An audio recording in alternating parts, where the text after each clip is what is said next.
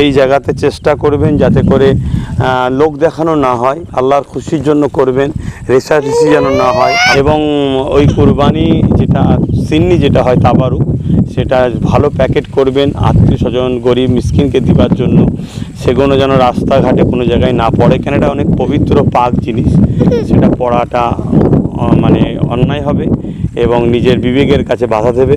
পাশাপাশি এটাও বলবো, যখন আপনারা বাইকে করে কোনো অতিথির বাড়ি আত্মীয়র বাড়ি যাবেন, সেই জায়গায় যাতে রাস্তাঘাটে পড়ে না যায় সেদিকে খেয়াল রাখবেন। এবং আপনারাও বাইক আস্তে সুস্থে চালাবেন, বেশি জোরে চালাবেন না, কেন অনেকে আপনার অপেক্ষায় রয়েছে, তো সেই দিকটা খেয়াল রাখবেন। দেখা যায় এমন অনেক ভাইরা খুব স্পিডে বাইক চালায়, সেখানে অঘটন ঘটে যায়, এগুলো যেন না হয়।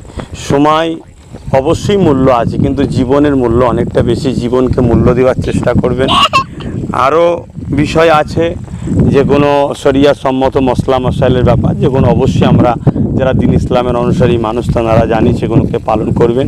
আমি আরও একবার বলি, পরিষ্কার পরিচ্ছন্নতা ইসলামের একটা ইমানের একটা অঙ্গ, পরিষ্কার পরিচ্ছন্নতা বজায় রাখবেন।